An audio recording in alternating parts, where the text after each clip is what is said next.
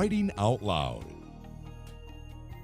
a program designed to explore in-depth interviews with writers to hear that words have voices. Hello everyone, I'm Teresa Miller and welcome to Writing Out Loud. My very special guest today is award-winning poet Nathan Brown. Thank you for being here, Nathan. Thank you for having me. I appreciate it very much. You're currently serving as Oklahoma's Poet Laureate. Help us understand why that's such an important role. Well, I've thought a lot about this because I've been asked the question. I'm a year into it now. It's a 2-year appointment. I'm a year into it. I've answered the question a few times now. Basically, the way that I have come to put it is that I am sort of Oklahoma's ambassador for why poetry still matters. And I really very much believe in that. Tell us why you think it matters. I think there's a long and short version. I know this moment is for the short version, but we live in a time where we are completely overloaded with information and text. And a lot of it doesn't really even matter much. But it is coming at us all the time from our phone screens, from the television screen, from buses, the sides of buses. It's coming from everywhere all the time. And the thing that I love about poetry is that when it is done well, its brevity has a certain power over us. The shortness, when the poet is always in search of, when they do a good job of it, it's incredible. Figuring out what it is that they want to say in absolutely the fewest possible words. And I think in the times we're living in, that has a power and a place and a purpose. Would you agree with something Maya Angelou said, that a society without poetry would be a mean society? Oh, I agree. And even when the entire society doesn't necessarily read it, it's just because the poets are sort of our recorders, of the moment, of the times. They're the ones that speak right to, into the face of it. And because a poem doesn't take as long to write as a long novel, sometimes they're more in the moment. They're right there on the scene, like a cultural reporter or something. And I do think that our poets, when they're doing well, do save us from a certain complete loss, of cultural sensitivity. And so I very much agree with that. Yeah. What are some of the common misconceptions about poetry? Well, it's difficult because, American poetry in particular, 50, 60 years ago, became, I don't know how to put it exactly, but became very concerned with itself and sort of went up inside the head, or maybe way up inside the ivory tower. And I absolutely loved my education. I had fantastic creative writing professors, and I appreciate them, very, very much. But basically what it was is that it became so concerned with its language, so concerned with winning the prizes, so concerned with, that it forgot to think for a moment maybe about the broader audience, the wider audience. And so what I will say, to keep it shorter, is that there are a good number of American poets right now who are walking back towards the audience. And they are really worth your time, and we should give them a chance. And, from Stephen Dunn, Billy Collins, I sometimes refer to as a gateway poet. No, he would like that. And Sharon Olds, and I think, and it's not a matter of him being overly accessible. It's a matter of him just being a master of knowing how to communicate with an audience. And so, but Sharon Olds, Tony Hoagland, William Stafford, this is the year of his would have been his 100th birthday, and his daughter has become sort of a email friend of mine, and would have been his 100th birthday, and they're celebrating him all over the States. And he was a U.S. Poet Laureate for a while, and the Oregon Poet Laureate. Fantastic poem with incredible things to say. You've said that to take poetry literally is to destroy it. Explain. Yes. Well, it's it's interesting to me that even when I write in the first person, that somebody assumes that would be nonfiction. That's not true. To me, the facts, what really happened, very seldom makes for a good story. It doesn't. And I think we're always decorating the world to make it a better, I'm after a better, I want a better story. So if someone is going to look at my books of poems as memoir, I'm in real trouble. Now, a lot of it is factual. I mean, a lot of it did happen, or maybe whatever, but it's not memoir. A good distinction Yeah. there. Well, have you always been a poet? Well, I don't know. It's when I was 8 years old, I don't know what happened. I got my hands on a vinyl record of John Denver. I was 8 years old, and it basically messed me up forever. I got a guitar when I was 8 years old. Wanted to learn how to play it. Wanted to be John Denver. Not like him. Yeah. I wanted to be John Denver, and I still love him. But that from that moment on, I was writing songs. They were really, really, really bad songs. And by the time I was 13 or 14, I was playing in bands. And by the time I was in my 17, 18, I was playing in Gary Good bands in Oklahoma City, with the Gary Good agency, and was making a living by the time I was a junior in high school, playing in bands. I say that because although I think that poetry and lyric writing are two vastly different forms, they are highly related. Yeah. And so that songwriter thing started in me when I was 13. Poetry I didn't come to till my early to mid 20s, but when I did, it was all in. I'd like your quick take on a couple of Oklahoma poets. In Scott Momaday first. Oh, wow. Well, in Scott, first of all, there's, without going into too much detail, the first thing you have to say about In Scott Momaday is he is the voice. When he reads. And by the way, this is one of the things I like to keep in mind. To me, it is very important for a poet to be able to perform their work, to be able to read it well. I've heard authors, I'll switch over to fiction so I don't get myself in trouble, but I've heard, say for instance, novelists or fiction writers read their work, and I was never able to read their books again. Their performance of it was so bad. I was like, and now I couldn't get their voice out of my head.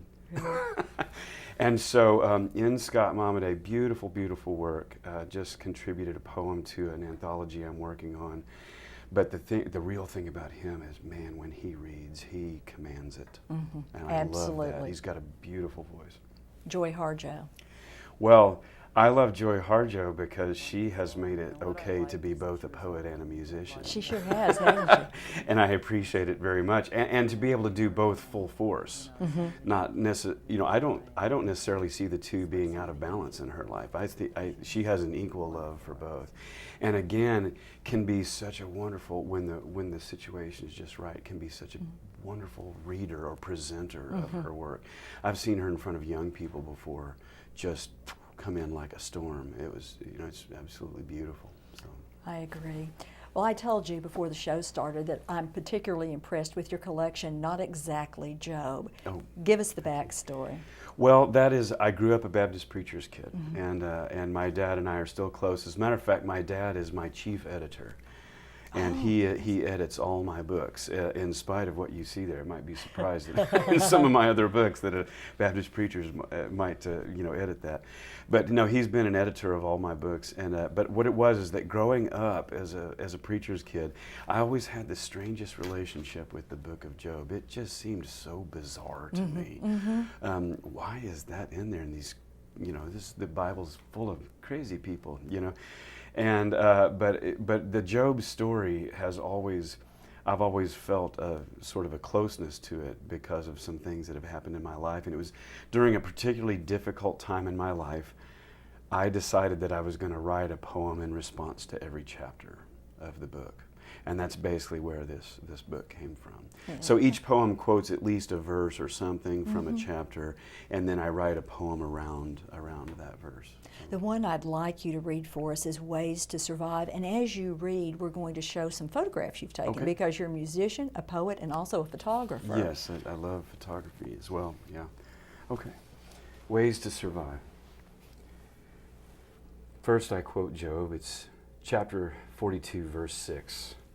Therefore I despise myself. Job. This is something I've never been able to do, Job. No matter how low, no matter how depressed, no matter how down, how dark. I get tired of me now and then.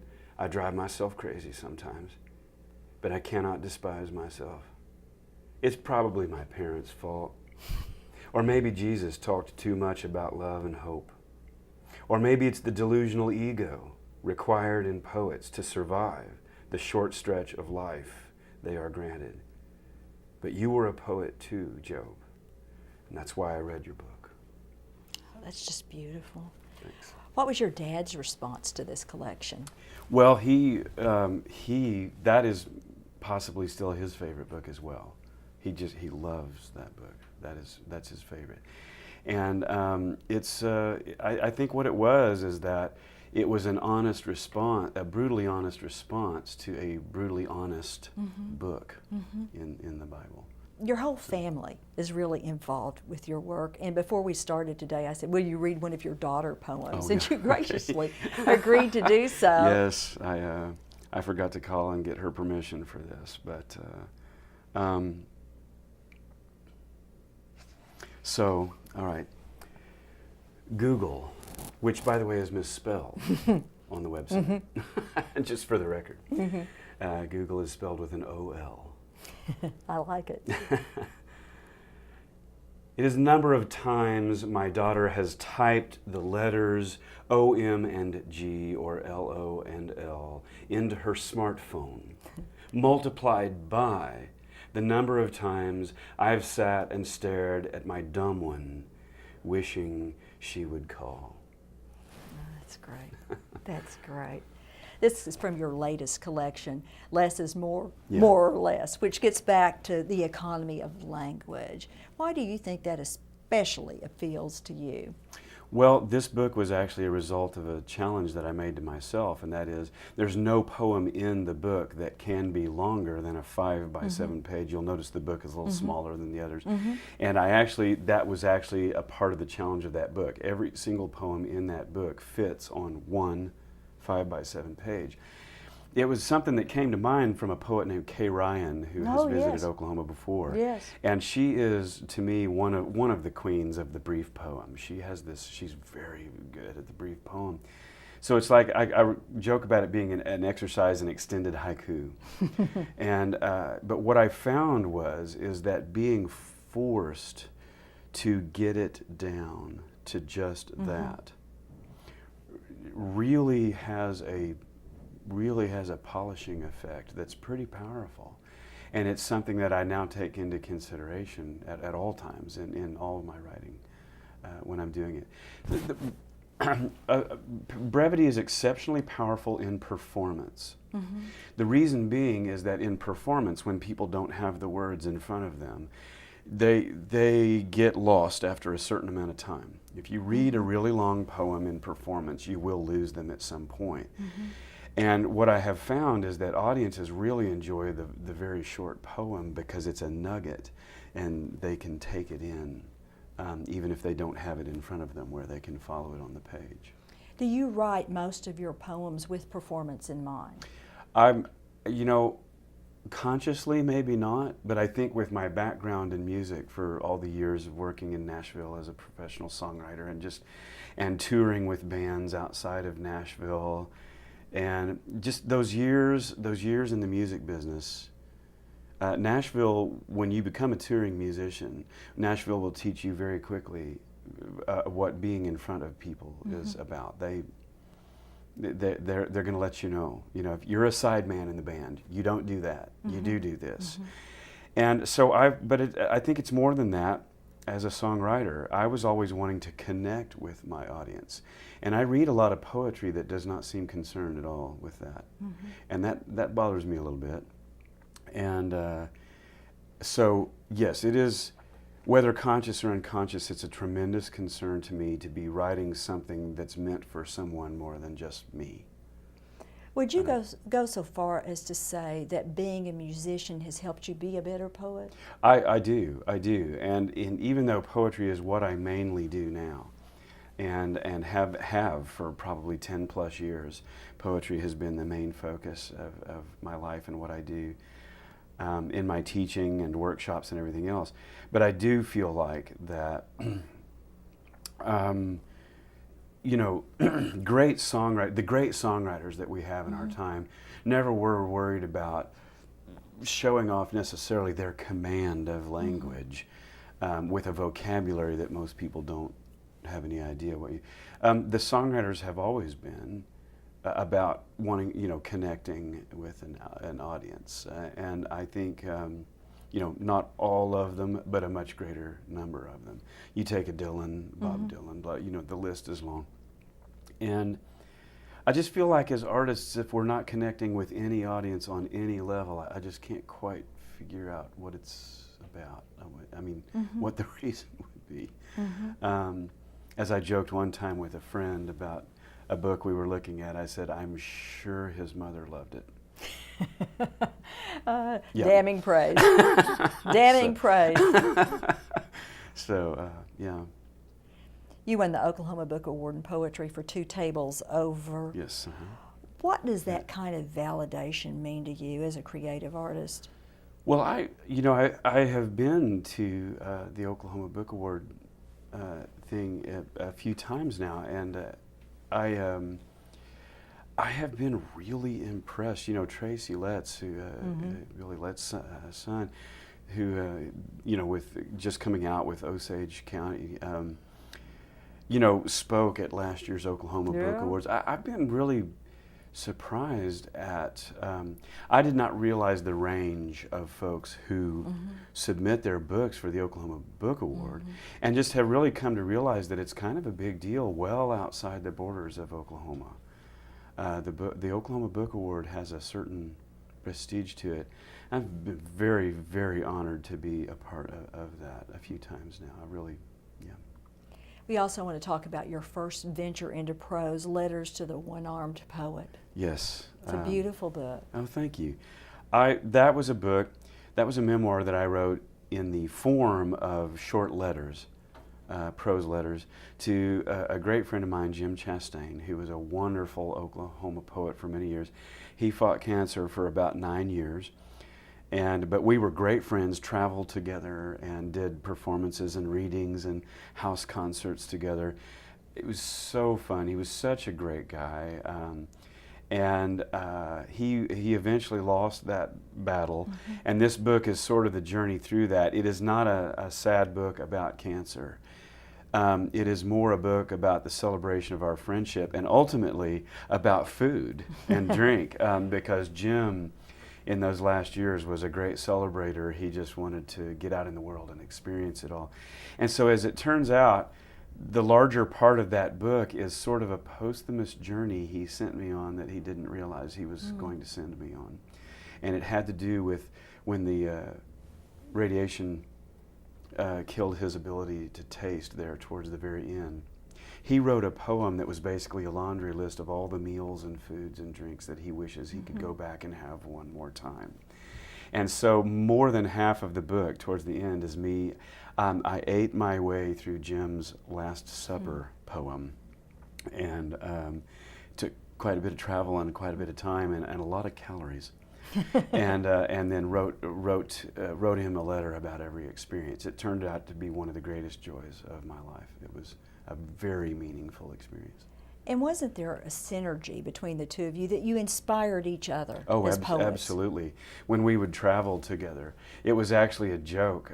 He lost his right arm to cancer when, as a part of the attempt to save him, and he lived for about 3-4 years beyond, even after he lost the arm, and that's the title of the book, Letters to the One-Armed Poet. And when we would travel, sometimes we would see poetry in our travels while we were going along, and he would be, we got to a point where we would shoot up, we would call out a poem when we saw it. It's like, that one's mine, you know.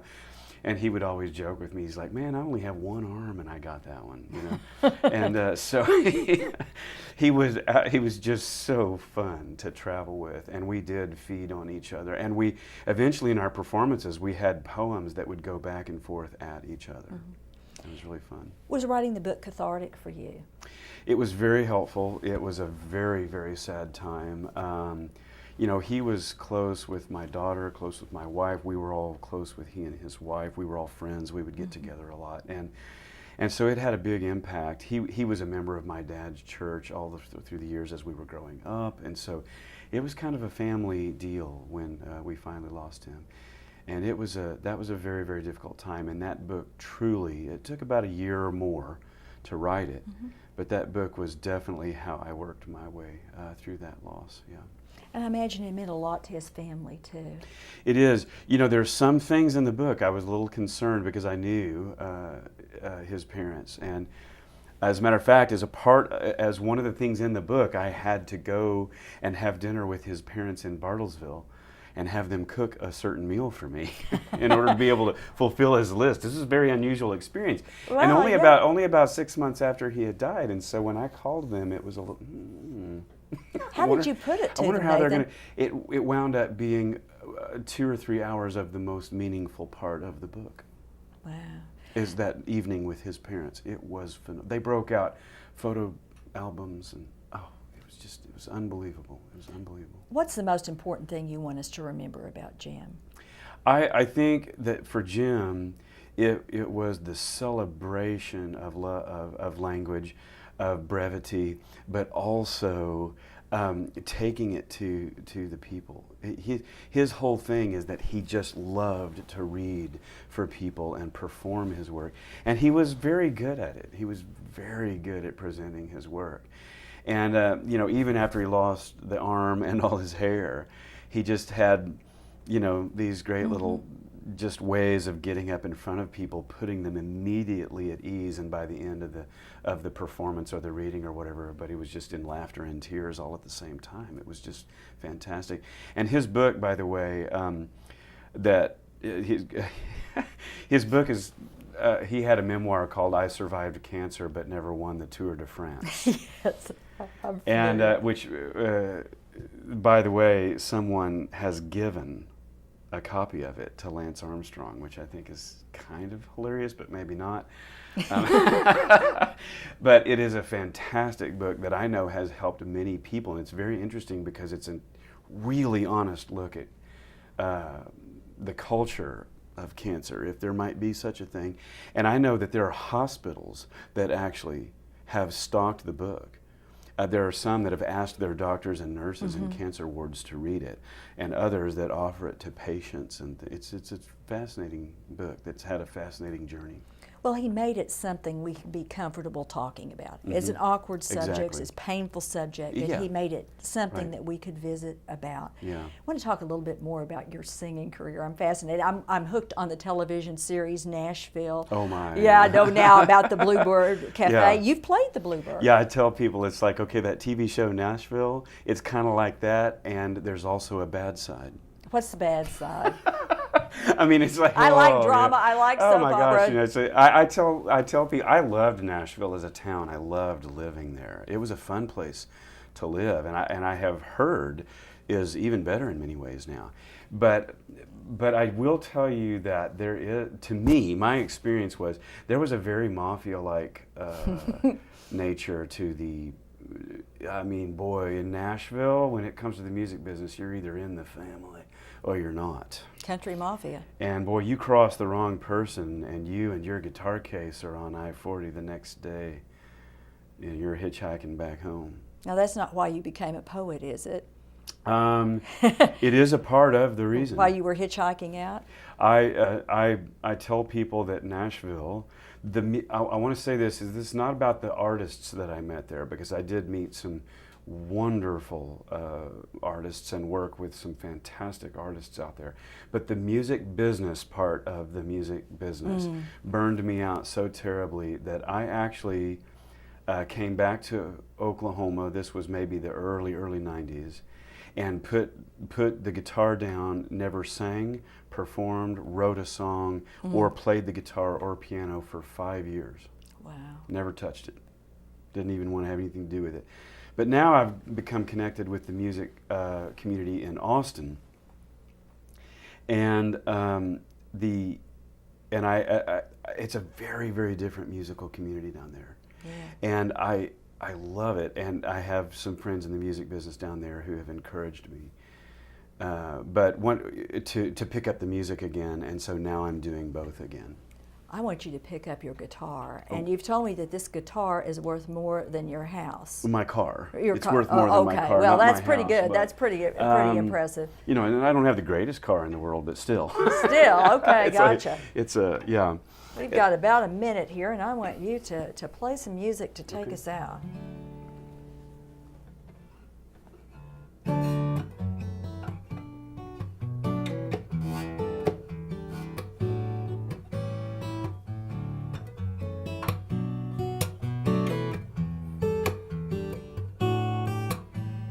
The bathroom's a little cleaner, and my stomach's a little leaner, and I'm taking out the trash now almost every day.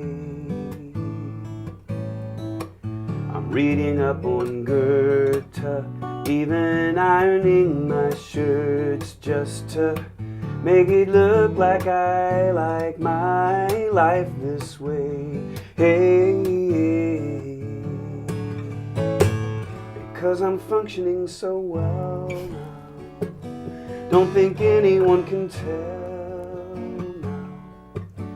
Don't think anybody knows that my sanity comes and goes.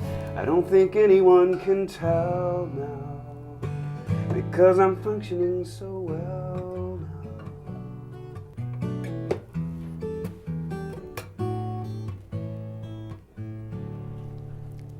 Beautiful. Thank you, Nathan. Thanks. Thank all of you for joining us on Writing Out Loud.